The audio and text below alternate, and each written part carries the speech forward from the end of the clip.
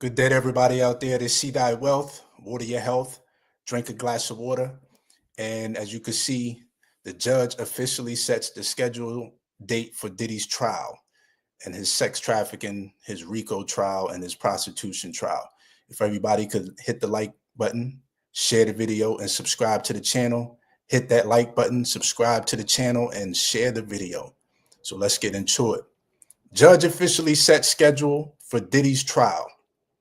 A judge finalized the schedule for Diddy's trial, setting the start date, jury selection, and pretrial hearings before opening statements.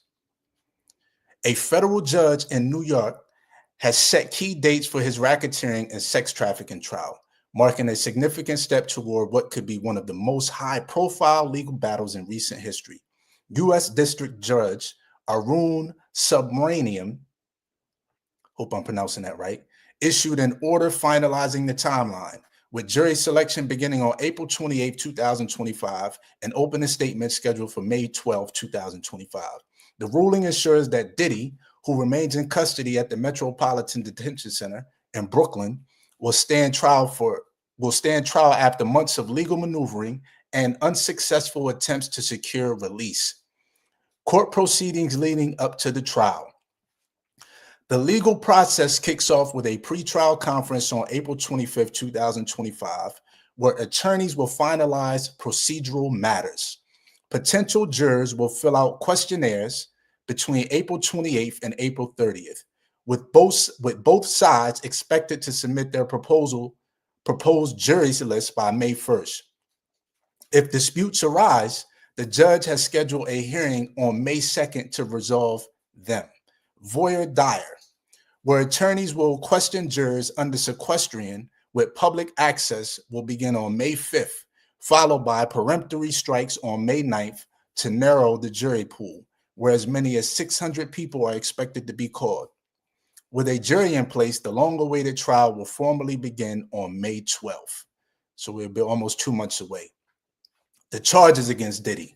Diddy faces federal charges under the Racketeer, Influence, and Corrupt Organization Act, sex trafficking, and transportation for prostitution, stemming from an extensive government investigation. Now, I always thought RICO was involving multiple people. So this is new to me to see where it's a RICO charge that only has one person. This is new to me. And sex trafficking, what they're considering sex trafficking is, if you think I'm attractive enough and you say, you know what, I want to fly you over to Miami, and you fly me to Miami and we have sex, they're saying that's sex trafficking. I mean, that's real, plain and simple. And transportation for prostitution, stemming from an extensive government investigation. I'm sure sex trafficking may be a little bit more than that, but you can be charged with sex trafficking just from me saying, you know what, I think you're attractive. I'm going to fly you to LA and we can get it on. They're calling that sex trafficking.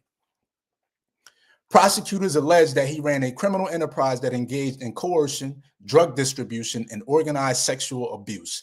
Investigators claim that his network operated over multiple decades using private jets, luxury hotels, and secretive parties to facilitate trafficking. One of the key pieces of evidence in the government's case is a 2016 surveillance video that allegedly shows Diddy violently assaulting ex-girlfriend Cassie Ventura at the Intercontinental Hotel in Los Angeles. The footage, first surfaced by CNN in 2024, reportedly aligns with Ventura's civil lawsuit allegations against Diddy, which he previously denied before settling. I must say that the Abercrombie and Fitch CEO, ex-CEO, has the same exact charges as Diddy, but his story is getting nowhere near the press as Diddy's is. In fact, I don't even think they've even talked about having a trial. They almost said he was going to get out of it because of a neurological problem or some type of disease that he has. So he may be able to get out of his. What's next? With the trial date now set, both sides will begin preparing for trial. If convicted, Diddy faces decades in prison, with the RICO and sex trafficking charges carrying severe mandatory minimum sentences. Until then, the hip-hop mogul remains behind bars as federal prosecutors continue pushing their case, building what they call one of the most extensive trafficking and racketeering cases in recent history. So, like I said, Diddy has the same charges as Mike Jeffries, the Abercrombie and Fitch CEO. But for whatever reason, if it's race, he's not being covered as much as Diddy. I know Abercrombie and Fitch CEO's name is not as well as Diddy's, as known as Diddy's, but Abercrombie and Fitch is a major brand that is still operating. So for him not to get the same press as Puff is bewildering to me.